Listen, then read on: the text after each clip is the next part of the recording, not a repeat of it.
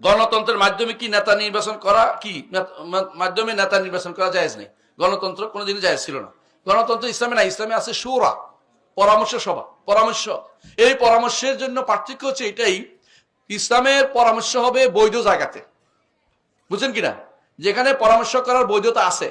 ইসলামের পরামর্শ জায়গা বৈধতা করার পরামর্শ কি, যেমন পরামর্শ করছে আব্দুর রহমান ইবনে আউফ রাদিয়াল্লাহু আনহু, পরামর্শ করছে যে এটা কি আলীকে দিব না উসমানকে দিব। তো তিনজন ভাগ হয়ে গেছে। তিনি তার মত দিয়া তিনি ওসমান রাদিয়াল্লাহু আনহু খলিফা বানিয়েছেন।